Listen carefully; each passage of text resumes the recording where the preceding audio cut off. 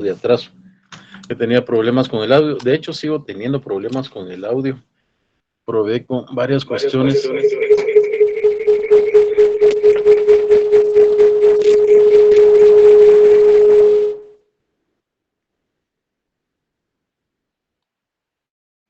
Acá estamos.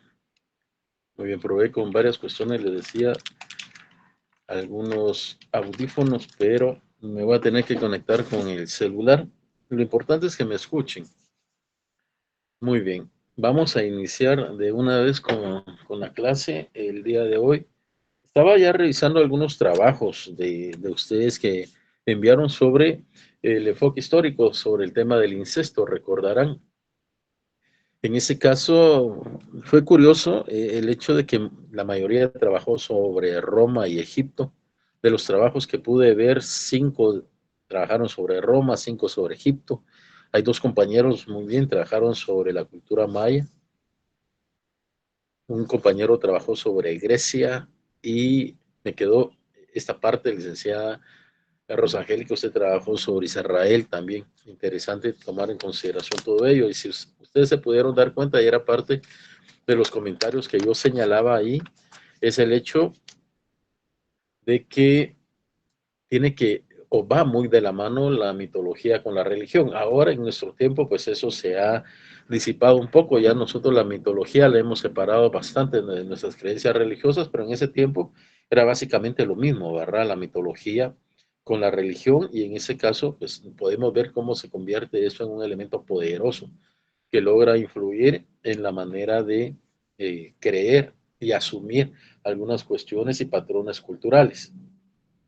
Muy interesante el trabajo del compañero licenciado que trabajó sobre Grecia, porque a diferencia de las otras culturas que pudimos o que yo pude leer, Israel también, pero Grecia por tener una mitología muy fuerte, nos podemos dar cuenta cómo a pesar de que existe una clara influencia y una insistencia en el tema mitológico y religioso en relación al incesto, la cultura se trata de evitarlo y definitivamente lo rechaza. Y de ahí la creación de varios mitos, por ejemplo, el propio de Edipo Rey, en el sentido de que muestran de alguna manera ejemplificante lo negativo que es el incesto, a diferencia de otras culturas como la romana, la egipcia, que fundamentándose y apoyándose en la creencia de sus dioses y de la religión, y de su propia mitología, pues la aceptan como algo permitido y tolerado por los dioses, ¿verdad? Entonces, bien interesante esa parte, cómo lo explicó el licenciado que trabajó sobre el tema de Grecia, que sí muestra ese esfuerzo que hace la civilización como tal de rechazar el incesto desde ese momento. Muy bien, tenemos 2 trabajos que les dejé. Uno ya es el primer cuestionario. Ahí pónganle mucha atención, por favor, a ese primer cuestionario que tiene un valor de 20 puntos. Un segundo cuestionario tendrá el mismo valor. El examen final tiene el valor de 30 puntos, lo que hace 70 puntos en cuestionario de examen. Y los trabajos que tienen un valor de 30 para ajustar la nota de 100 puntos. Eso está en la guía que les compartí oportunamente.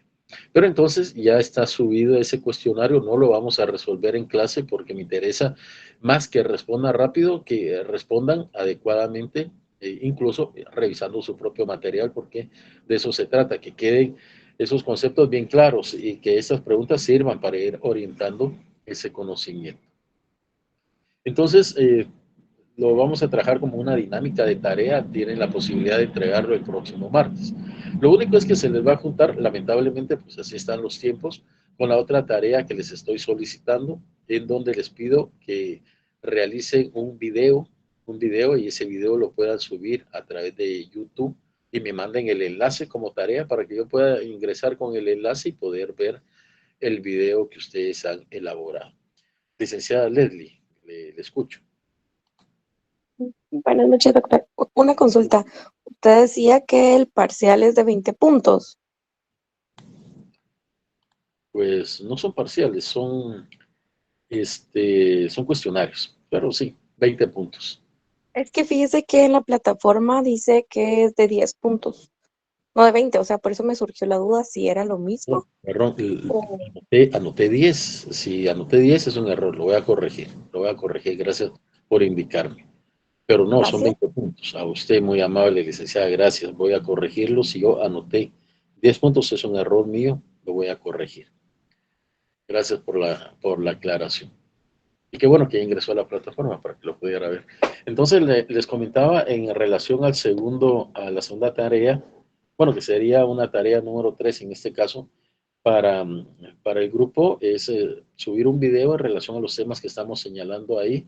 Si ustedes están de acuerdo o no están de acuerdo, aquí yo respeto el criterio, yo tengo una forma de pensar y eso es lo que he transmitido en las clases, pero obviamente respeto el criterio de ustedes en cuanto a si están de acuerdo o no están de acuerdo en que se haya modificado y se hayan derogado primero las figuras de estupro y de incesto y en su lugar surjan ahora nuevas figuras como la grabación propia de la violación, en donde tener relaciones sexuales con alguien menor de edad o familiar agrava la pena de violación. Entonces, básicamente es lo que yo les estoy pidiendo. Les señalo ahí no menor de 1 minuto y tampoco mayor de 2 minutos para que lo podamos ver. Eso también me va a ayudar a conocerlos y a escucharlos, porque lamentablemente pues no a todos los he podido ver y escuchar en las clases. Entonces, pues para trabajarlo de esa manera. Voy a hacer la corrección posteriormente en relación a la nota. Sí tiene un valor de 20 puntos y no de 10. Gracias, licenciada Leslie. Muy bien, ya está trabajando esta tarea que finaliza el día de hoy a la medianoche. No sé si hubiera alguna duda, alguna consulta. Veo que lo han estado trabajando bastante bien. Me interesa mucho ese enfoque histórico que le están dando, como cada una de las sociedades que ustedes hayan decidido trabajar lo desarrollaron, lo mantuvieron, lo toleraron o lo rechazaron, ¿verdad? Que es básicamente lo que queremos ver. Hoy vamos a ver un tema, y para quienes no sean abogados, que no sé cuántos abogados podrían haber acá, va a resultar un poco formal o cuadrado, pero es importante que lo veamos. Y sin embargo, vamos a ver algunos aspectos muy importantes que me interesa bastante en dos temas fundamentales. Uno, que veamos la protección que se le tiene que dar a niños, niñas y adolescentes. Y en segundo lugar, la protección hacia las mujeres, porque todos los delitos que tienen que ver o que tienen una connotación sexual van enfocados directamente a proteger bienes jurídicos tutelados de ellos. Normalmente es el hombre como tal el que genera estos delitos. Obviamente hay excepciones y por eso también ahora se considera violación el que puede hacer una mujer en contra de un hombre, incluso algo que no se veía en la legislación nacional antes del año 2009. Pero es una excepción, es decir, el gran porcentaje, las víctimas sexuales son mujeres, niños, niñas y adolescentes. Y como ya lo dijo en su oportunidad Nelson Mandela, que lo dijo y lo habló muy claro, un Estado de Derecho, un Estado de Derecho única y exclusivamente puede medirse y puede valorarse en la medida en que protege los derechos humanos de los sectores más vulnerables. Es decir, un Estado de Derecho que protege a la oligarquía, que protege a, a los terratenientes, que protege a todo el sector capital, como podemos ver en el caso de Guatemala, que todas las leyes son para proteger a esos sectores, pues no hace gran cosa. Está protegiendo a los poderosos. Nada plausible. Un Estado de Derecho realmente es aquel en donde todas sus leyes, todas sus acciones van encaminadas a proteger a los más vulnerables. Y las 100 reglas de Brasilia nos dejan muy claro cuáles son esos sectores vulnerables en la sociedad.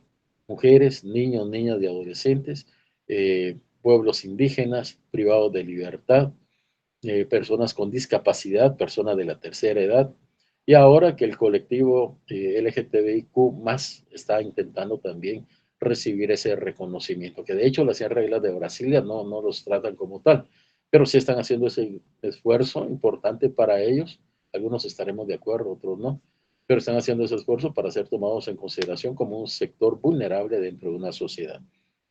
Entonces el Estado será respetuoso de los derechos humanos y será un verdadero Estado de Derecho en tanto y en cuanto proteja de mejor manera los derechos humanos de esos sectores vulnerables.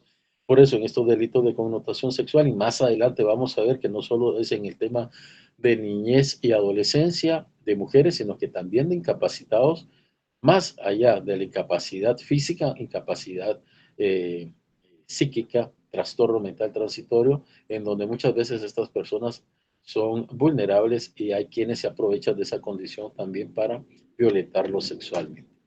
Pero el día de hoy vamos a concluir y cerrar el punto del estupro y del incesto en relación a esa derogación que se hizo en las leyes de Guatemala. Voy a empezar en este momento a compartir.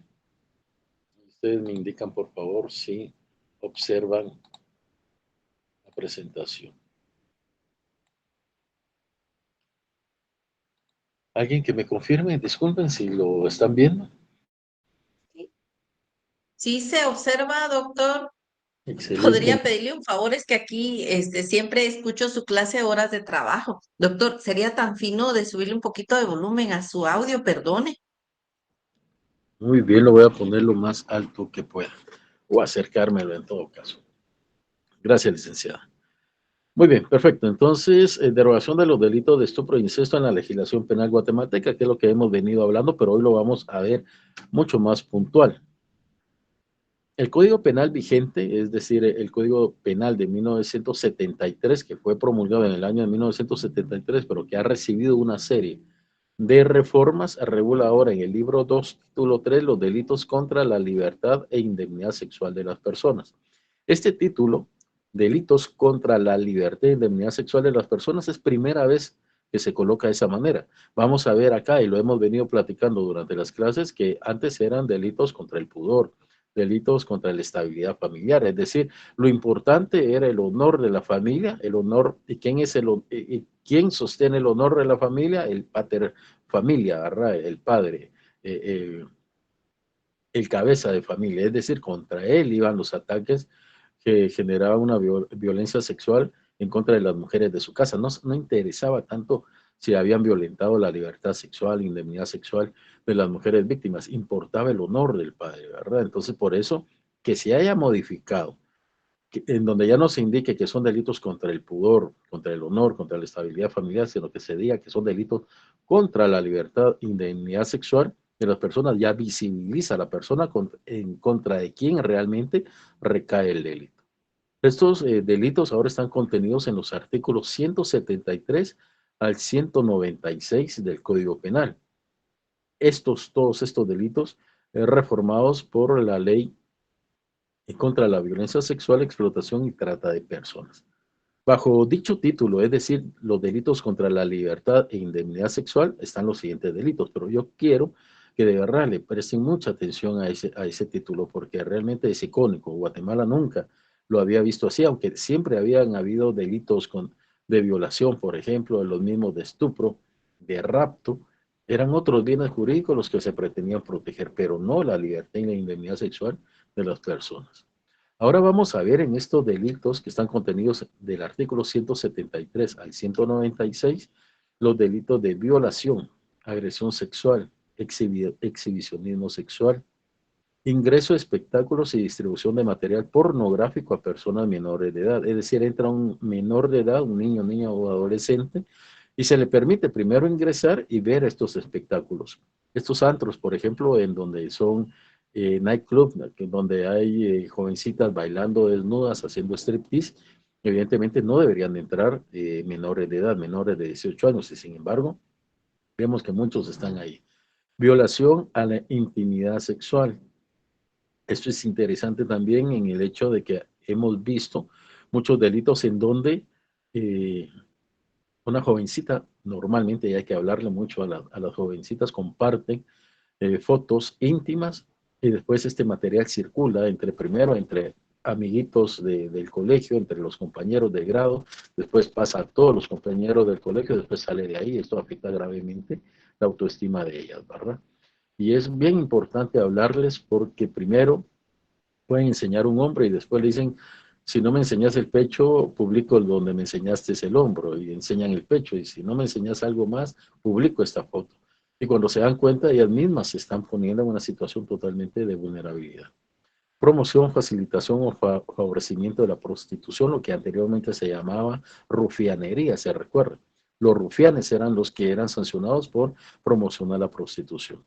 Actividades sexuales remuneradas con personas menores de edad, en donde no existe claramente actos o profesión de prostitución, pero sí se le ofrece a una persona menor de edad remunerarle por el acto sexual, y esa remuneración no necesariamente tiene que ser en dinero, sino que puede ser que te compro un par de tenis, te compro un pantalón, te compro el videojuego que te gusta, y los niños muchas veces caen en esas trampas.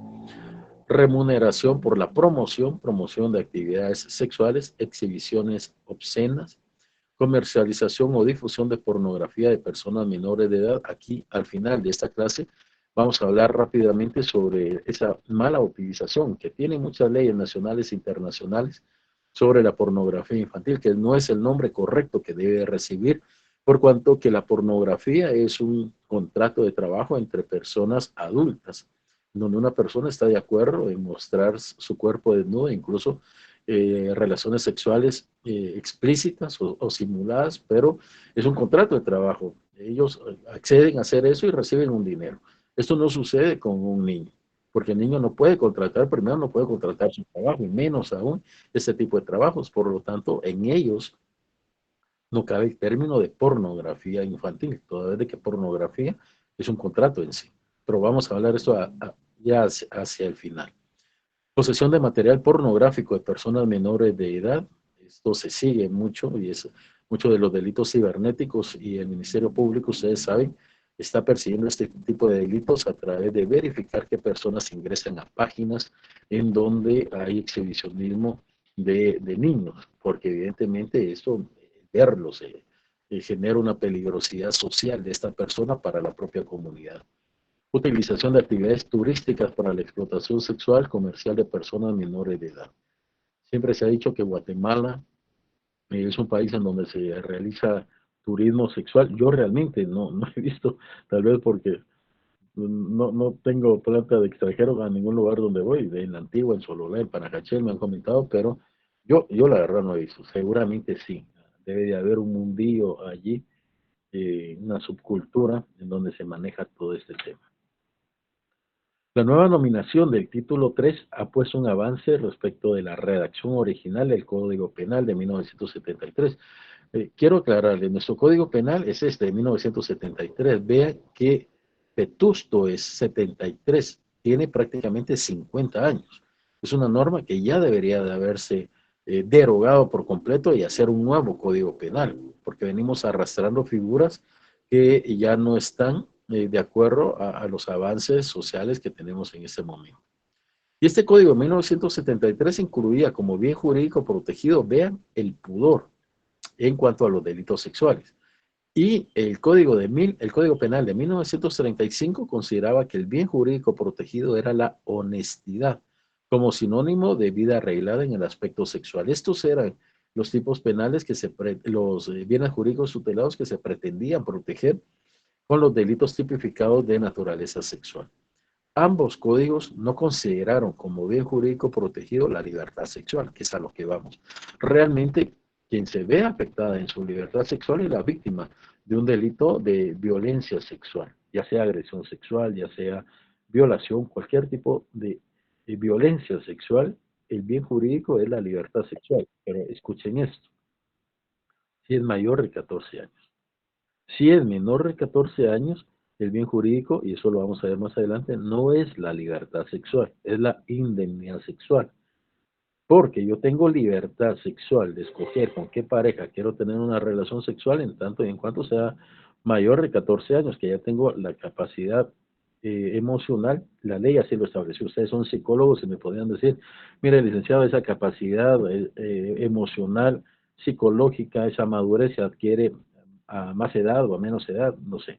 Ustedes son los expertos en el tema de la conducta y de determinar cuándo una persona podría tener ya esa capacidad. Pero normativamente, las leyes tienen que tomar una decisión, tampoco lo pueden dejar abierto y decir, cuando un profesional en psicología o un profesional en psiquiatría indique que la persona tiene madurez para actividad sexual, ya se le puede permitir. No lo puede hacer. Entonces tiene que decir a partir de una edad. Y la edad que determinó la legislación de Guatemala es 14 años. Pero eso es por una interpretación en el sentido que no lo dice taxativamente. Ninguna ley van a ver ustedes que diga a partir de los 14 años puede tener relaciones sexuales. Pero se infiere, se interpreta desde el momento en que se considera como un delito de violación, toda relación sexual con una persona menor de 14 años, aun cuando haya sido consensuada o consentida. Eso quiere decir que si la relación sexual es consensuada o consentida después de los 14 años, ya no hay delito de violación. Eso indica de que la ley considera que si a una persona a los 13 años se le puede iniciar un proceso de adolescentes en conflicto con la ley penal, pues a los 14 años ya puede decidir también por su libertad sexual. Entonces, menor de 14 años, lo que se protege es la indemnidad sexual. Mayor de 14 años, lo que se protege, perdón, menor de 14 años, lo que se protege es la indemnidad sexual. Mayor de 14 años, lo que se protege es la libertad sexual. Y esto me llama mucho la atención. Hace muchos años vi una película de Mussolini, el Duce italiano, el que inspiró a Hitler a toda su forma fascista. Y Hitler se fue mucho más allá y después era el Duce Mussolini el que trataba de imitar a Hitler. Pero en esta película, la mamá de la hija de Mussolini, está Mussolini y su esposa y tienen una hija, está necia de que quiere casarla. En esa película la jovencita tiene 17 años. Y él, en lugar de casarse, quiere manejar un vehículo y le pide a Mussolini que le compre un vehículo. Y Mussolini pues, quiere mucho a su hija y le compra el vehículo. Y entonces la mamá enojada llega y dice, ella no debería estar manejando, ella debería estar buscando matrimonio. Y Mussolini le da una respuesta muy, muy concreta y dice, si ella tiene edad para casarse, pues también tiene edad para manejar un vehículo. Pues algo así en este caso, ¿verdad? Si una persona a los 13 años ya debe de hacerse responsable penalmente por los actos que realiza, pues también a los 14 años tiene el derecho de poder decidir sobre su sexualidad, siempre y cuando sea en libertad y no sea objeto de algún engaño o de alguna violencia. Cualquier duda o pregunta o participación o comentario, por favor, sin ninguna preocupación, abran su micrófono y participen. En la regulación original del Código Penal, la referencia al pudor como bien jurídico protegido y otras exposiciones vertidas en la exposición de motivos o contempladas en la redacción de la figura delictiva, indicaba que existía en los legisladores una mayor preocupación por continuar resguardando la honestidad, y aquí sí puesta entre comillas, ¿verdad? Resguardando la honestidad o la moral sexual, que por una adecuada protección a la libertad sexual. Es decir, estábamos casi dentro de una tradición victoriana en donde se trata de proteger mucho el honor, el pudor, la honestidad, y todo en relación a proteger el honor de la familia, independientemente de que la víctima en estos casos fuera un adolescente o fuera una mujer. Por eso existía aquella aberración terrible que afortunadamente fue derogada, eliminada del Código Penal, en donde indicaba que si una jovencita era violada, pero su violador se quería casar con ella, casi como haciéndole un favor, pues se eximía de responsabilidad penal el violador. Y se le daba al violador, a su víctima, para que la violara ya dentro del marco del matrimonio. Afortunadamente eso desapareció. Por ejemplo, de acuerdo con la exposición de motivos les explico. Cuando se está creando una ley en el organismo legislativo, previo a discutirla, ustedes han escuchado que se discute en 3 lecturas, primera lectura, segunda lectura, tercera lectura, y ya cuando se aprueba en la tercera lectura, se vuelve ley vigente en el país.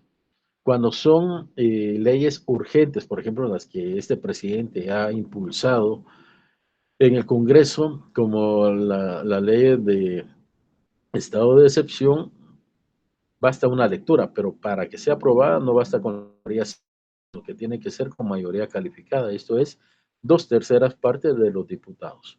Son 160 diputados, quiere decir que una mayoría simple son 81 diputados. 3 lecturas, 81 diputados o más aprueban la ley, es ley vigente. Pero si quiere que esa ley sea aprobada de urgencia nacional, se requieren 2/3 partes. Estamos hablando de 106, 107 diputados para que sea aprobada una ley de urgencia nacional. Entonces, cuando se está discutiendo una ley, la comisión que está proponiendo la ley tiene que dar una exposición de motivos. Esta exposición de motivos es la que indica por qué es necesaria, cuáles son las razones que hacen necesaria la creación de la ley, por qué se considera razonable que exista esta ley, por qué se considera proporcional la pena que se intenta imponer. Es decir, esa exposición de motivos es lo que le da fundamento a una norma. Entonces, de acuerdo a la exposición de motivos en el delito de estupro, que ahora está derogado, se prescindió del término doncella. Ese término doncella era el que venía del Código de 1935. Vean, todavía términos muy medievales, sustituyéndola por mujer honesta.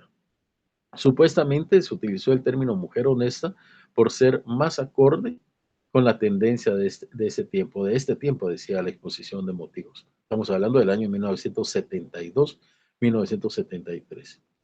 Asimismo, se mencionaba que las actividades comprendidas en los delitos de rufianería, lo que ahora hablábamos de promoción a la prostitución, en los delitos de rufianería y proxenetismo, indudablemente son grave atentado a los tradicionales valores de buena educación sexual. Vean, no se consideraba un grave atentado a la dignidad, a la indemnidad, a la libertad de la persona víctima del delito, sino que un grave atentado a los tradicionales valores de buena educación sexual.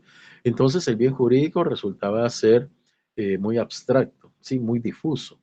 No era proteger directamente a la persona en su integridad y en su indemnidad sexual. Por eso es que se consideró necesario modificarlo.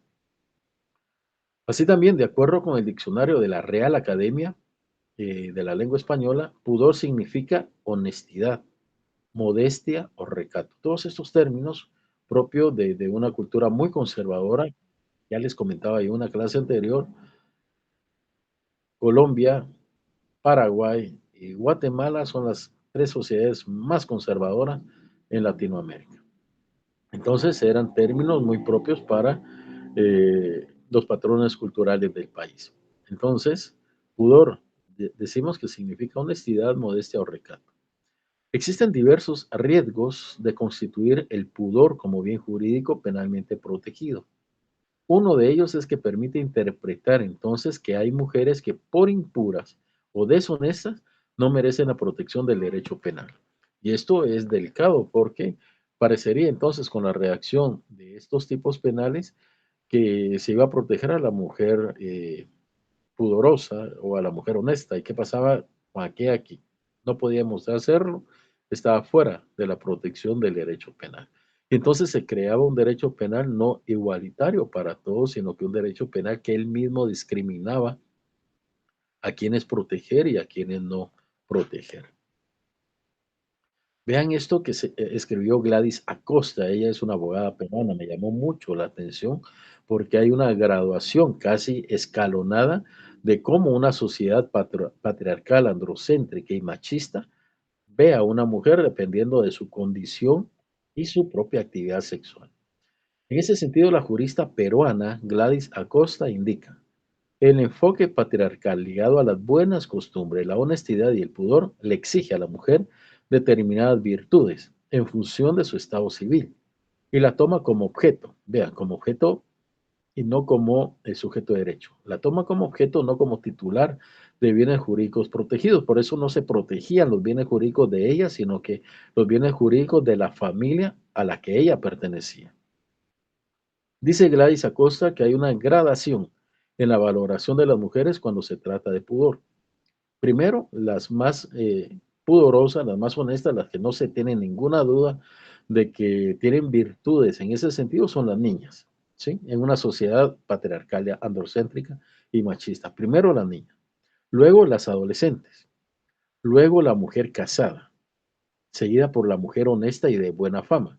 Una mujer honesta y de buena fama se entendía que ella era una mujer que se podía ver casada en edad de casamiento, pero que seguía soltera, pero algo importante, seguía soltera, pero también seguía virgen, ¿sí? Por eso era una mujer honesta y de buena fama. Después de ella, en esa graduación hacia abajo, está la mujer desflorada anteriormente. Es decir, la mujer que no está casada, pero que ya se sabe que no es virgen. Y vean, la ponían en un escalón apenas arriba de la prostituta. Y la prostituta en el último lugar, cualquiera que fuese su edad. Entonces, estas sociedades denigran por completo a la mujer dependiendo de los valores y conceptos culturales, sociales que se puedan tener en relación a la sexualidad, teniendo en el último escalafón de valoración y dignificación de una mujer a la prostituta y a una niña que evidentemente se considera que la niña aún es asexual. Entonces, como no tienen ninguna referencia en términos sexuales, se le tiene en el nivel más alto de pudor, de honestidad. Pero a partir de ahí empieza esa graduación hacia abajo, ¿verdad? Primero las niñas, luego las adolescentes, la mujer casada, la mujer honesta y de buena fama, es decir, soltera pero virgen. Después la mujer desflorada, mujer soltera pero que ya ha tenido relaciones sexuales. Y por último la prostituta. De hecho, dentro de ello no se concebía a la madre soltera, un término muy acuñado actualmente en nuestra sociedad. ¿Y dónde pudiéramos poner a la madre soltera? Vean, casi que en el penúltimo de los escalones de acuerdo a esta graduación, como una mujer desflorada antes del matrimonio, cosificando a la mujer en estas condiciones. Y lo último, la última frase que dice por último la prostituta, cualquiera que fuese su edad.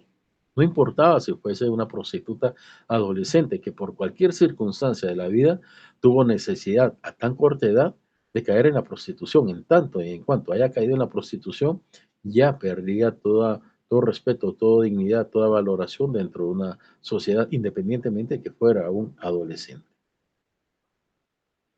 El grave problema, como ya lo hemos señalado anteriormente, es que muchos de esos criterios no figuran en los códigos, pero sí en la mentalidad judicial para interpretar las normas. Es muy importante que el juez tenga capacidad de interpretación y que en función de esa capacidad de interpretación dé sus fallos, pero por eso también tiene que haber una correcta selección de jueces y una correcta selección de magistrados. Y nuevamente, no voy a hablar de otros países porque sería falta de respeto hacerlo, pero sí tengo toda la libertad de hablar sobre mi propio país y Guatemala. Ustedes saben que uno de los grandes problemas en el sector justicia es que no hay un método adecuado para seleccionar a sus magistrados. A los jueces todavía hay una serie de filtros. Cuesta más ser juez de primera instancia que llegar a ser magistrado. Porque magistrado es a través de las comisiones de postulación. Si uno es muy amigo de un decano, si uno es muy amigo de otro magistrado de Corte Suprema de Justicia, se le va allanando el camino y puede llegar, aunque tenga cero preparación académica y cero valores morales y éticos. Y eso hace que ahora, vean ustedes, se acaban de cumplir 4 años y están aferrados al poder, cuando ya deberían de haber permitido que se continúe con el proceso constitucional, que es la renovación de cortes, y ellos mismos están atrincherados. Entonces, frente a esta circunstancia, que no es nada más una situación de capacidad jurídica, sino que una situación de mantener, tener y promover valores éticos, morales, entonces es un riesgo en que esto no esté normativizado. Por ello, señalamos acá que constituye un riesgo precisamente para el ciudadano, pero especialmente para las mujeres, quienes son las mayores víctimas en los delitos de naturaleza sexual, que sus casos sean juzgados de acuerdo a un criterio sesgado por una ideología patriarcal y no por parámetros legales y normativizados. Por eso estas reformas que se hacen, tanto la ley contra el femicidio y otras formas de violencia contra la mujer, como la ley contra la violencia sexual, explotación y trata de personas, intentan dejar normativizados todos estos elementos. Nos dice claramente qué se entiende por violencia contra la mujer, nos dice claramente qué se entiende por trata, nos dice claramente qué se entiende por violencia sexual, es decir, que no el juez intente, o la jueza, porque puede ser también, intente interpretar de acuerdo a sus patrones de crianza qué es uno u otro término. No, ya la ley lo dice, y lo dice con base en la interpretación de leyes internacionales, la CEDAW, la Belém do Pará, la Convención sobre los Derechos del Niño, para que ahora haya un juzgamiento mucho más profesional y no únicamente en relación a los parámetros culturales que pudiera tener una persona. Un paso muy importante en esto se dio en el año de 2006. En el año 2006, la Corte de Constitucionalidad declaró inconstitucional la extinción de la responsabilidad penal en el caso de legítimo matrimonio de la víctima de un delito sexual con su ofensor. Antes, una persona que cometió un delito sexual en contra de una mujer normalmente y se casaba con ella, pues ya no era perseguido penalmente porque supuestamente la había honrado, ¿verdad? Imagínense, hace esta parte. Casi que el delincuente, el violador, el agresor sexual, le hacía el favor a la mujer violentada de honrarla casándose con ella. Y entonces todos en la familia quedaban contentos, había un matrimonio, ella no salía mal de la casa, salía casada y aquella persona que había violentado sexualmente no recibía una sanción penal, pero sí recibía a su víctima para probablemente seguirla violentando ya dentro del marco del matrimonio, como les comentaba anteriormente. En el año 2006, la Corte de Constitucionalidad expulsó esta eximente penal del Código Penal. ¿Cuál fue el argumento que utilizó la Corte de Constitucionalidad cuando realizó esto? La Corte de Constitucionalidad consideró que, siendo que los delitos de violación, estupro y abusos deshonestos aún estaban vigentes en ese momento, tienden a la protección del bien jurídico tutelado de la libertad y seguridad sexuales, no puede aceptarse bajo ningún punto de vista que el matrimonio del ofensor con la víctima haga desaparecer el perjuicio que la perpetración de aquel hecho delictivo haya podido ocasionar a esta última, es decir, a la víctima, tanto a nivel somático como psicológico. El matrimonio no iba en ningún momento a eliminar el trauma psicológico que le puede causar a una víctima el delito de violación sobre ella. Por mucho que se cause, incluso ese trauma puede acrecentarse al tener a su agresor todos los días levantándose en la misma cama de ella. Entonces, la Corte de Constitucionalidad, con buen tino, una buena corte en ese momento, determinó de que no podía considerarse eso una eximente penal, perdonar al agresor de un delito sexual, perdonarlo por el hecho de que se casaba con la víctima. Entonces, esa eximente ya no estuvo o ya no está vigente en la actualidad. El fallo que acabamos de comentar se dictó mediante declaratoria de inconstitucionalidad general parcial del artículo 200 del Código Penal. Ese artículo 200 del Código Penal era el que tenía este eximente. Vean, los artículos de violación están en el artículo 273, después venía delito de agresión sexual, abusos deshonestos, estupro, incesto, y casi al final de todos estos delitos, este artículo 200 decía, bueno, sí, está bien, pero si se casa con la víctima, lo perdonamos, el Estado lo perdona. Y muchos accedieron a esa parte. Entonces, para quienes les interese esta sentencia de la Corte de Constitucionalidad, yo igual, como siempre, les voy a compartir la presentación, pero este es el expediente 2818-2005, es decir, el proceso de inconstitucionalidad inició en el año 2005 ante la Corte de Constitucionalidad y finalmente la Corte de Constitucionalidad emitió sentencia el 17 de marzo del año 2006, como les cuento, expulsando este eximente que permitía a un violador, a un agresor sexual, evitar la pena a cambio de casarse con su víctima. No obstante que se dan estos buenos resultados a través de los fallos de la Corte de Constitucionalidad, no se puede negar que la reforma más radical a la normativa en materia de delitos sexuales ha sido la contenida en la Ley contra la Violencia Sexual, Explotación y Trata de Personas. Este es un decreto del año 2009, decreto 9-2009, prácticamente 3 años después de que se había tenido la sentencia de la Corte de Constitucionalidad. Esta ley contra la violencia sexual, explotación y trata de personas tiene importantes avances en la protección de la libertad sexual, por cuanto que precisa de mejor manera, es decir, es más precisa, el enfoque es más directo en cuanto al bien jurídico tutelado que se protege y remueve elementos moralistas y discriminatorios de género existentes en la anterior legislación. Vimos toda esa circunstancia en donde esos elementos moralistas de pudor, de honestidad, de resguardo al honor familiar y discriminatorio, porque lo que se pensaba era en que el padre de familia no se viera avergonzado por algún acto dentro de su seno familiar, sino que pues él se mantuviera con su honorabilidad intacta a través de que sus hijas salieran casadas. No importaba si era con el violador, pero que salieran casadas de la casa. Entonces, todos estos elementos fueron eliminados del Código Penal. La mencionada reforma derogó, es decir, eliminó, derogar es eliminar, ¿verdad? La mencionada reforma derogó expresamente los delitos de estupro, rapto, abusos deshonestos, entre otros. Las conductas antes tipificadas en los delitos de abusos deshonestos violentos, estupro e incesto se encuentran ahora sancionadas en el delito de violación. Es decir, no es que el Estado no haya protegido a las víctimas de estos delitos y que hayan desaparecido los delitos. Prácticamente se les cambió de nombre y se amplió la pena. Si por un estupro, ustedes recuerdan que la pena era de 1 a 3 años, ahora dijeron, bueno, mira, ya no se va a llamar estupro, ahora va a ser violación y violación agravada, ya no va a ser la pena de 1 mínimo, 3 máximo, ahora la pena es 8 mínimo, 12 máximo. Es decir, se derogan estos delitos, pero las conductas siguen siendo sancionadas. Entonces, estos delitos se encuentran ahora sancionados en el delito de violación. Junto a esta reforma del Código Penal, también es necesario examinar la ley contra el femicidio y otra forma de violencia contra la mujer, porque el artículo 7 que contiene este delito de violencia contra la mujer, tipifica este delito, se sanciona, entre otros, la violencia sexual.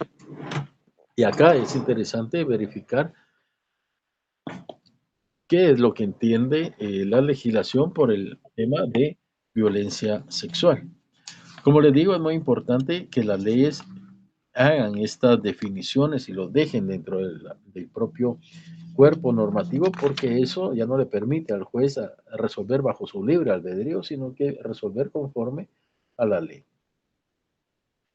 Violencia sexual, dice la ley contra el femicidio y otra forma de violencia contra la mujer, indica acciones de violencia física o psicológica cuya finalidad es vulnerar la libertad e indemnidad sexual de la mujer, incluyendo la humillación sexual, la prostitución forzada y la denegación del derecho a hacer uso de métodos de planificación familiar, naturales como artificiales, o a adoptar medidas de protección contra enfermedades de transmisión sexual. Todo esto está regulado ahora como un delito de violencia sexual.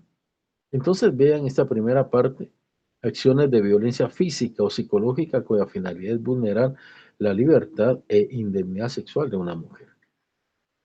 Entonces no es que al momento de derogar los delitos de estupro e incesto se haya dejado en desprotección a la mujer, a las niñas, niños o adolescentes. No, al contrario, se buscó una mejor figura que proteja de mejor manera sus bienes jurídicos y que la sanción sea mucho más fuerte en virtud de la gravedad del delito.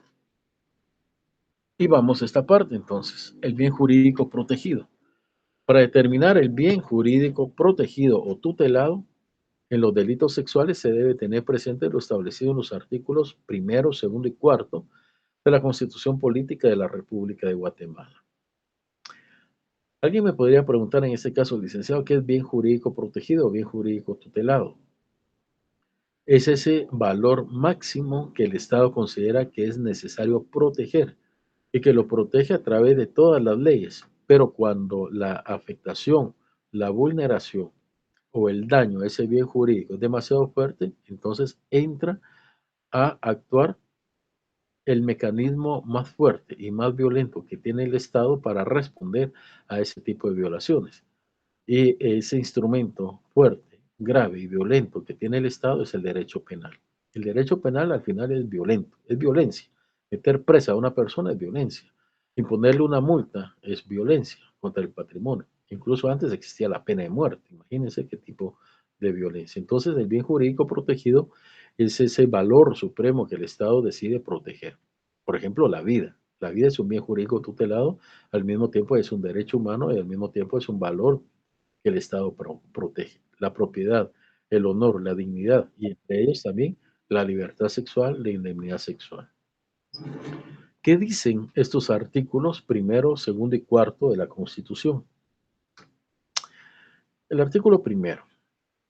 Fíjense que hasta el número 10, es decir, el 10º, se identifican así estos artículos. Posteriormente, sí, lo correcto es decir 11, 12, 13, pero una forma correcta, y esto es en casi todas las leyes, no se dice el artículo 1 de la Constitución, sino que el artículo 1, el artículo 5, el artículo 9 son las primeras porque mantienen valores en cuanto a gradación también. Y por eso estos primeros artículos, sobre todo de las constituciones, se establecen de esa manera. Entonces, el artículo primero habla de la protección a la persona. Vean, lo primero es la persona. El Estado de Guatemala se organiza para proteger a la persona y a la familia. Su fin supremo es la realización del bien común. Algo que se debe de hablar a nivel constitucional es que bien común no significa el bien de todos. El bien común significa el bien de la mayor mayoría posible, ¿sí? Es decir, si un Estado protege de 100 personas a 70 y daña 30, bueno, el bien común de 70, pero hay que buscar que ese 70 suba a 80 y de ese 80 suba a 90 y de 90 a 95, es decir, cada vez un número mayor, pero no es el bien común el bien de todos. Les pongo un ejemplo. En una comunidad se necesita hacer una carretera porque la carretera va a ayudar a todo el mundo a sacar sus productos. Eso va a facilitar el transporte, va a generar mayores ingresos y va a evitar de que las personas tengan trabajosamente que sacar su producto hacia una carretera vecina. Pero para hacer esa carretera, que todos están contentos y todos lo apoyan, hay que pasar por un terreno de una persona que no quiere vender. Entonces, no quiere vender, pero es algo que va a servir para la comunidad. Vamos a expropiarle. Se le expropia y se le paga el valor registrado de la tierra. ¿Será que esta persona quedó contenta? Seguramente no. A nadie le gusta que le expropie, pero la mayoría de la población va a estar contenta. Se benefició ahí el bien común, sí, pero a pesar y al costo probablemente de una persona que no quedó contenta. Esto es normal en una sociedad. Por eso cuando nos hablan del bien común y alguien dice el bien común es el bien de todos, eso es imposible, no se puede. Siempre habrá alguien que tendrá que sacrificarse, tendrá que ceder para el beneficio de la mayoría. De lo contrario, no existiría aquel principio que indica que el bien social prevalece sobre el bien individual. Si el bien común fuera el bien de todos, no habría necesidad de ese artículo constitucional. Pero es un artículo constitucional que lo señala de esa manera. El bien social prevalece sobre el bien individual. ¿Por qué? Porque así va a suceder en ocasiones. Muy bien, entonces decíamos que el Estado de Guatemala se organiza para proteger a la persona y a la familia. Su fin supremo es la realización del bien común. El artículo 2, deberes del Estado. Es deber del Estado garantizarle a los habitantes de la República la vida, vean, bien jurídico tutelado, derecho humano fundamental, principio supremo que protege la Constitución, la vida. En segundo lugar, la libertad, la justicia, la seguridad, la paz y el desarrollo integral de las personas. Y el artículo 4 indica libertad e igualdad.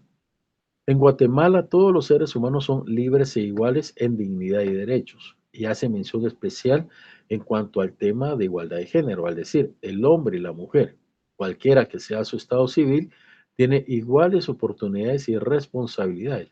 Aquí no nos están pidiendo que sea una mujer casada, honesta, o que sea una mujer soltera, pero virgen. No, no nos está diciendo eso. Hombre y mujer, cualquiera que sea su estado civil. ¿Por qué razón al hombre no se le anda cuestionando si es virgen o si no es virgen? Sí, ¿no? Es una situación muy, muy cultural. Obviamente tiene sus razones de ser, pero que no deben de afectar la dignidad y el trato hacia una mujer. El hombre y la mujer, cualquiera que sea su estado civil, tiene iguales oportunidades y responsabilidades. Ninguna persona puede ser sometida a servidumbre ni a otra condición que menoscabe su dignidad. Los seres humanos deben guardar conducta fraternal entre sí. Ese es un valor que realmente se ha perdido, la fraternidad. Ustedes saben que los máximos postulados de la Revolución Francesa fueron igualdad, libertad y confraternidad o fraternidad. El Papa Benedicto XVI, que era una persona muy culta realmente, leía bastante él. No tenía el encanto de Juan Pablo II y eso fue lo que le afectó bastante, pero era un erudito. Escribió en una ocasión que lamentablemente los países se habían dividido con los dos primeros principios. Una parte de los países del mundo dijeron nos quedamos con la libertad y se volvieron libertarios, neoliberales, capitalismo a morir. Los otros dijeron no, nos quedamos con la igualdad. Y entonces empezaron aquellos gobiernos socialistas, igualdad para todos. Muchas veces también pobreza igual para todos. Países capitalistas, países comunistas. Y así se dividió el mundo. Pero ningún sector, ningún grupo de países dijeron, nosotros nos quedamos con la fraternidad, tratémonos como hermanos todos. No. De los tres principios básicos de la Revolución Francesa, libertad, igualdad, confraternidad, los países decidieron quedarse con los dos primeros. Dejaron de último la fraternidad. Pero nuestra Constitución dice, en el artículo 4, los seres humanos deben guardar conducta fraternal entre sí. Bien, teniendo en cuenta entonces esa protección que le da la Constitución a las personas, vamos con uno muy importante, que es la libertad sexual, un derecho fundamental. Cuando dice en Guatemala todos los seres humanos son libres e iguales, estamos hablando de una libertad en todos los ámbitos. Libertad personal, libertad económica, libertad laboral, libertad sindical, libertad educativa, pero también libertad sexual. Y muchos dejan de lado esa parte, pero es una libertad importante. Ya el artículo 2 anteriormente dice que es deber del Estado garantizar a todos los habitantes de la República la vida, la libertad. La libertad es un bien amplio. Y entre esa libertad amplia está la libertad sexual. Es una expresión de la libertad general con características que la definen y la distinguen. La libertad sexual tiene efectivamente su propia autonomía. Y aunque los ataques violentos o intimidatorios a la misma son ataques a la libertad, que igualmente podrían ser castigados como tales, por ejemplo, una detención legal, plagio, secuestro, su referencia al ejercicio de la sexualidad le da a su protección penal connotaciones propias. Cuando secuestran a una persona, sí, le están afectando su libertad. Puede ser que la violenten sexualmente o no. Si la violentan sexualmente, aparte de haberle restringido su libertad personal, también violentaron su libertad sexual. Por eso indicamos, hay delitos que castigan la conculcación de la libertad como tal y general. Poníamos el ejemplo acá, detención ilegal, plagio, secuestro. Pero hay delitos que tienen como bien jurídico tutelado la propia libertad sexual de las personas. La libertad de una persona hace referencia a la facultad de decidir sobre hacer o no hacer algo. Eso es libertad en términos generales. La facultad de ejercer la libertad debe hacerse con un consentimiento pleno, carente de vicios. ¿Cuáles son esos vicios? El engaño, la violencia, por ejemplo. ¿Sí? Si a mí me obligan a firmar un cheque, ese cheque es inválido porque no lo firmé libremente, lo firmé bajo coacción, bajo amenaza. Si a mí me engañan diciéndome que estoy firmando la boleta de calificaciones como hacen los hijos y realmente es un cheque el que estoy firmando, no tiene validez porque yo no firmé con voluntad, me engañaron para firmar ese cheque. Entonces, la facultad de ejercer la libertad debe hacerse con un consentimiento pleno, carente de vicios. Se entiende, pues, que al gozar de libertad sexual, lo que se tiene es el derecho a admitir o no una relación sexual con otra persona. Ese es un derecho que todos los adultos tenemos. Si queremos o no tener relaciones sexuales con tal o cual pareja.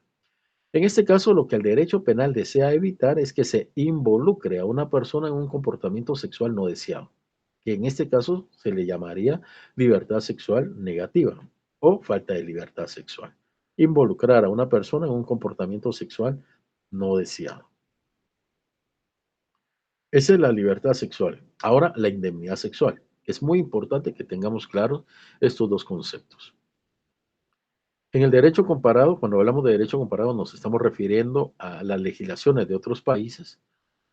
En el derecho comparado y en la doctrina, cuando hablamos de doctrina, se refiere a todas las teorías que hablan sobre este tema. Se hace referencia a la indemnidad sexual como bien jurídico protegido en el caso de menores de edad. Nos referimos a niños, niñas y adolescentes. Y personas que padecen una enfermedad mental que les imposibilita dar un consentimiento válido para sostener relaciones sexuales. Una persona que tenga un trastorno mental transitorio o permanente, una persona con un síndrome de Down muy avanzado, por ejemplo, no pueden ellos en algún momento tener conciencia de una relación sexual y por lo tanto no es la libertad sexual lo que se está protegiendo en ellos, porque no tienen esa capacidad de decisión, sino que lo que se está protegiendo es su correcto desarrollo dentro del ámbito sexual. Esa es la indemnidad sexual. Entonces, quienes se encuentran en estas situaciones se les imposibilita dar un consentimiento válido para sostener relaciones sexuales. Este concepto, el de indemnidad sexual, hace referencia a la necesidad de garantizar el normal desarrollo sexual de las personas que no han alcanzado la madurez suficiente para tomar ese tipo de decisiones. En estas situaciones, el Estado está obligado a proteger la sexualidad de quienes por sí mismas no pueden defenderlo por no poseer la capacidad suficiente para valorar conscientemente una conducta sexual. Un niño no puede tener conciencia, un niño no puede tener conciencia válidamente de lo que es una relación sexual. ¿Sí? Entonces, por eso no se puede caer en la argucia de decir, es que el niño consintió que yo tuviera relaciones sexuales y como consintió no hubo violencia y por lo tanto no cometí ningún delito. El niño, la niña o la persona que sufre algún padecimiento mental no está en esa capacidad de dar su consentimiento. Yo les hacía referencia en la clase anterior de cuando leíamos anteriormente la prensa, ahora todo de redes sociales, pero me recuerdo antes en la prensa cuando hablaban de un accidente de tránsito y decía el piloto salió indemne. Salió indemne quiere decir que salió sin daño, ¿sí? Entonces, cuando hablamos de indemnidad sexual es daño, evitar el daño sexual para un niño, niña o adolescente. Hablábamos, y probablemente lo veamos con mayor detenimiento en otras clases, de que se puede llegar a daños psicológicos que provocan conductas extremas en los niños que han sido objeto de este tipo de violencia y que les afecta ya al momento de ser adultos, en la propia adultez. O se vuelven muy promiscuos en sus relaciones sexuales o se vuelven totalmente alejados de las personas del sexo opuesto. En ambos casos son desequilibrios mentales o desequilibrios en la conducta. Finalmente, se puede indicar que en cuanto a las distintas figuras de estupro, los correspondientes delitos de abuso deshonesto y el delito de incesto, las conductas pueden enmarcarse dentro del delito de violación, contenido en el artículo 173 del Código Penal. Si concurren los supuestos de violencia, por supuesto. Si hay violencia, que la violencia puede ser no solamente física, sino que psicológica. Nosotros leíamos en una capacitación para jueces libros antiguos de España en donde indicaban que si la mujer no llegaba con eh, claros efectos de haber peleado, es decir, que llegara golpeada, no se podía considerar violación porque se consideraba entonces que había aceptado eh, espontáneamente ese tipo de relación. Por lo tanto, si no llegaba golpeada, no podía alegar violación. Hemos visto muchos actos de violación en donde se utiliza un arma para colocar en estado de indefensión a una persona. Le colocan una navaja en la garganta a una persona, le colocan un arma de fuego en la cabeza a una persona y dicen, si te mueves o te violentas, disparo o introduzco la navaja. Muchas violaciones se han producido de esa manera. Muy bien, entonces se puede indicar que en cuanto a las distintas figuras de estupro, los correspondientes delitos de abuso deshonesto y el delito de incesto, las conductas pueden enmarcarse dentro de ese delito de violación, ahora ampliado en su tipificación del artículo 173 del Código Penal. Ampliado en el sentido de que ya no solamente una mujer puede ser víctima de violación, sino que también un hombre. Ampliado en el sentido de que ya no es únicamente la violación, la penetración vaginal que decía el Código Penal anterior, yacer con una mujer en penetración vaginal, y que cuando había una violación con penetración anal no se consideraba violación, sino que se consideraba abusos deshonestos. Si había una penetración oral, no se consideraba violación, sino que abusos deshonestos. Ahora estos tres tipos de penetración, vaginal, anal, oral, se considera violación y por lo tanto se ha ampliado el tipo penal. Y por lo tanto, como la penetración anal y la penetración oral son consideradas violaciones, si esto le sucede a un hombre, también el hombre puede ser víctima, en este caso, del delito de violación. En cuanto al engaño, que era propio del delito de estupro, no bastará el simple engaño, sino solo aquel engaño que supone un daño moral y que anula la voluntad de la víctima. Porque si no, imagínense, cualquier mujer podría llegar y decir, también hay que cuidar todos esos aspectos. Ella voluntariamente tuvo relaciones sexuales y decir, no, es que él me engañó y me dijo que me ofrecía matrimonio. Bueno, pero ambos tienen la misma edad, ambos se conocen desde hace 6, 7 años. Ella sabe exactamente de que él está casado, es decir, no existe engaño ahí, ¿verdad? Tiene que ser un engaño que se demuestre realmente que anuló la voluntad de la víctima, y anular la voluntad de la víctima es de que efectivamente ella en su creencia cierta podía haber un resultado de matrimonio más adelante. De igual forma, algunas conductas podrían enmarcarse en el delito de violencia contra la mujer en su manifestación sexual, de acuerdo a lo que leímos del artículo 7 y artículo 3, literal N de la ley especializada, en donde está establecido el tema de la violencia contra la mujer en su manifestación sexual. Muy bien. Tengo 2 diapositivas aún, pero antes de eso, lo hablé al principio de la clase, no sé, vamos a hacer un experimento social, a ver si me lograron poner atención al inicio.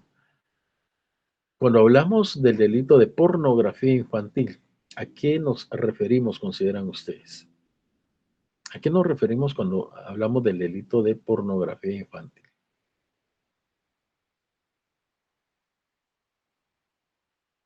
Licenciado Cristian de Jesús, por favor. Hola, doctor, buena tarde. ¿Qué tal? Buenas tardes. Yo creo que ese fue el que dijo usted, que es cuando se obtiene una remuneración por ese tipo de contenido o ese tipo de material. Sí, cuando son adultos. Cuando son adultos, sí.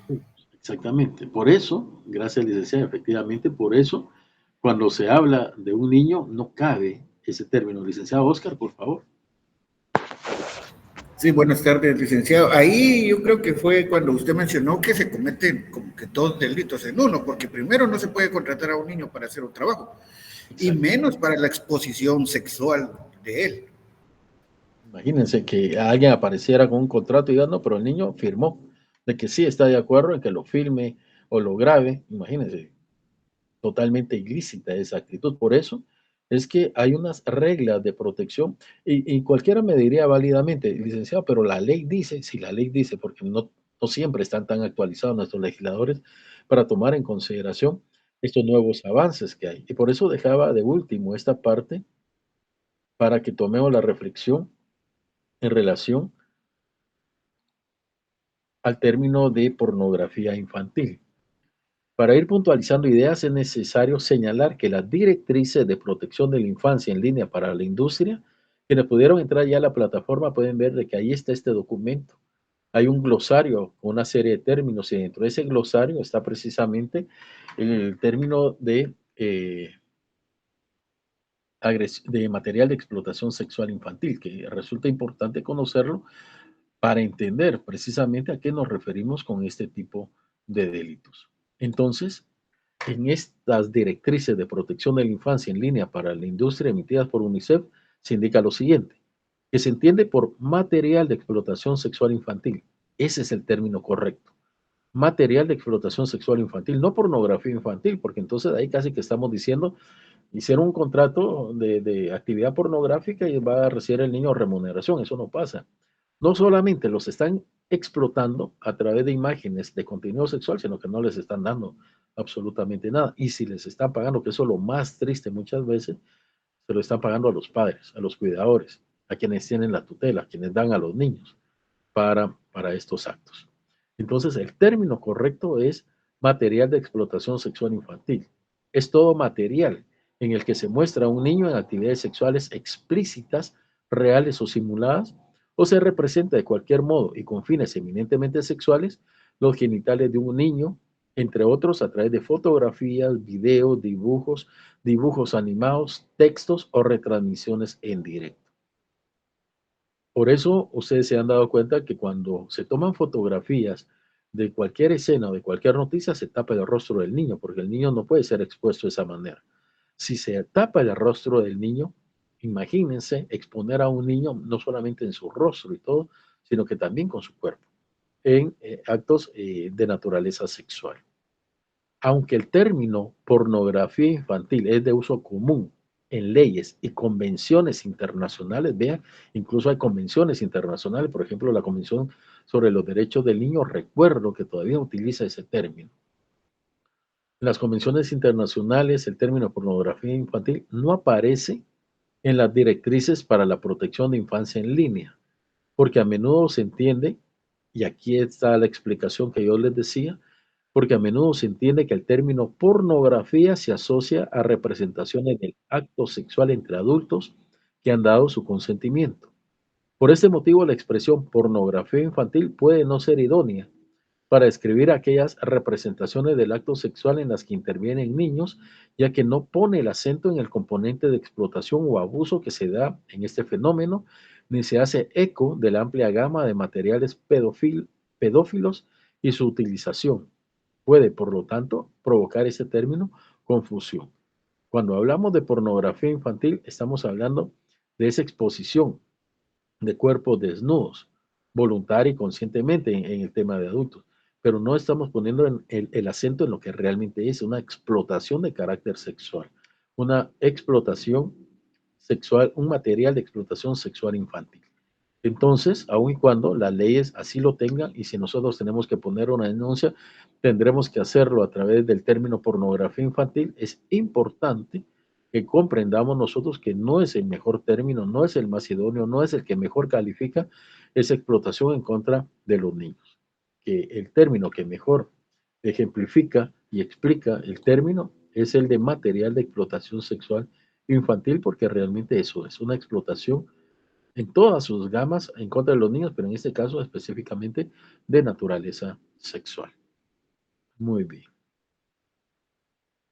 Entonces acá estamos con la presentación, como les indicaba, quienes han logrado ingresar a la plataforma ya podrán ver de que está subida esta presentación y también está subida este último documento del cual hacía referencia en cuanto a las directrices de la UNICEF, que ya tiene un glosario con unos términos muy interesantes, pero por la naturaleza de la presentación de hoy me quedé únicamente con el tema de el uso inadecuado de la pornografía infantil cuando es material de explotación sexual en contra de los niños. Dejo en este momento en el uso del micrófono a ustedes si existe alguna duda, alguna pregunta, alguna aportación en cuanto al tema que vimos en este momento. Ustedes me dirán. Licenciada Rosa Angélica, la escuchamos. Buenas tardes, doctor. ¿Podría contextualizarme un poquito? Pero es una duda que tengo, doctor. Si bien acá el adulto es el que tiene el delito, ¿verdad? Debido a que es responsable de todas sus acciones y consciente. En Guatemala, ¿qué tan lejos ve o qué tan cerca está lo que es o podría llegar la castración química? Disculpe, doctor, en este caso, en caso de los pedófilos. Claro, esa es una discusión que está puesta en la mesa, créanme, eso se ha discutido bastante, pero está en la circunstancia de los derechos humanos hacia todas las personas y que no podría, en este caso, violentarse el derecho humano a la reinserción, que sigue siendo un tema en el cual hay que trabajar mucho de las personas que cometen este tipo de delitos, aun cuando tenemos que estar muy conscientes que los abogados penalistas siempre llevan una bandera en la mano pensando que lo que ellos piensan y dicen es lo que va a salvar al mundo y que es la mejor razón que tienen. Hay otras ciencias que han dado ya explicaciones sobre esto y sobre todo en el área de psicología y de psiquiatría hay una fuerte tendencia a explicar de que estas personas no se resocializan. Muchos ejemplos hay de personas que han cumplido una pena de larga duración por delitos de naturaleza sexual y cuando salen, salen exactamente a cometer ese mismo delito. Entonces, hay dos cuestiones confrontadas ahí en cuanto a si respetamos el derecho humano de las personas privadas de libertad, evitando la castración química o para proteger a la sociedad ante delitos futuros, habría que realizarlo. ¿Qué tan cerca está? Yo le diría que por el hecho de que Guatemala ha suscrito varias convenciones en materia de derechos humanos, está lejos, lejos de que se pueda dar. Tendría que darse una situación muy grave, mucho impacto, un caso que realmente llamara la atención a la sociedad para que se dé con más fuerza este tema de discusión en el Congreso, que finalmente es el Congreso el que lo tiene que trabajar. Licenciado Javier González primero y después la licenciada Cristian de Jesús.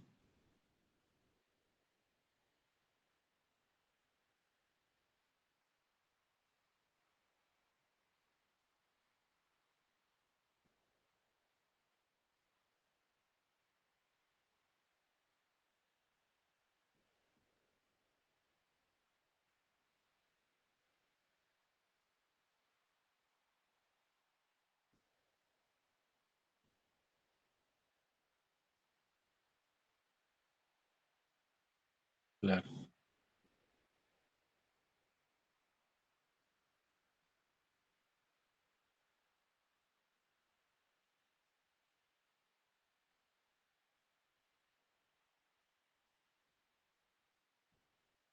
Sí, efectivamente, y como le reitero y como lo señala el licenciado Javier, realmente las estadísticas nos muestran que los niveles de éxito en la reinserción de estas personas realmente es muy discutible, no logramos a un avance amplio. Licenciada Cristian de Jesús, la escuchamos. Yo pues quería compartirle, doctor, que en el transcurso de la clase, como hablábamos de la libertad sexual, ¿verdad?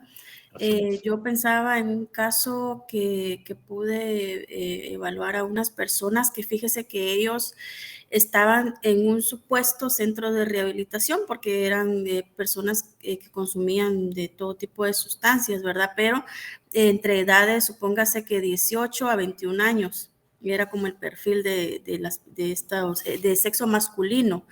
Adultos Entonces, jóvenes. fíjese que, y como de violación, no se habla mucho o no es muy común escuchar estas denuncias en el caso de los hombres, ¿verdad? Entonces, este caso a mí me llamó mucho la atención y cómo la libertad sexual de ellos fue vulnerada en ese lugar, ¿verdad? Porque fíjese que ellos entraban por rehabilitarse, ¿verdad? Del consumo de las sustancias, ¿verdad? Y de recibir algún tipo de tratamiento para su equilibrio emocional. Pero ellos comentaban de que al momento de que pues estaban ahí, pasaban unos días y pues esta persona que era el director de ese centro, primero pues los torturaba prácticamente porque los golpeaba y ponía a otras personas bajo amenaza a que golpearan, se golpearan unos a otros. Dice que los desnudaba y se ponían a que se abrazaran así desnudos, los obligaba a besarse, a tocarse sus genitales, a que incluso tuvieran relaciones sexuales y él los grababa. Dice que si ellos se oponían, les amarraba unos cables que él pelaba y los conectaba para darle toques eléctricos. Y entonces, y otros castigos más fuertes que dice que los engrilletaba y los dejaba en el cuarto de recuperación, le decía él, pero en realidad era un cuarto donde pasaban, dice que hasta 3, 4 días engrilletados y ahí tenían que hacer sus necesidades y todo eso. Entonces eso, pues están en una etapa donde se está terminando aún de desarrollar su personalidad y pues esto pues deja una secuela, les va a dejar una secuela permanente, ¿verdad? Y aparte la libertad sexual de ellos, ¿verdad? Porque pues ellos en ningún momento pues decían, nosotros no éramos o no tenemos nada en contra de los homosexuales, no somos homofóbicos, pero no era nuestra orientación, ¿verdad? Nosotros nunca quisimos estar en este tipo de conductas, ¿verdad? Y hacer esto con esta persona, ¿verdad? Entonces sí, ahorita que usted estaba hablando del tema, me recordé bastante de ese caso. Bastante Sí. complicado también. ¿Usted trabaja donde, licenciada? Yo trabajo en el INASIF. Sí, sí, claro, efectivamente. Vea, este es un ejemplo y es un ejemplo que hemos visto en muchos lugares, en donde las personas que están a cargo de estos centros aprovechan esa circunstancia, ya sea para hacer estos actos o para incluso fomentar la prostitución forzada en muchos casos en relación a ellos. Por eso el control que se debe mantener en centros juveniles de privación de libertad, donde hay adolescentes que son muy vulnerables, mujeres adolescentes que son muy vulnerables, hay que hacerlo.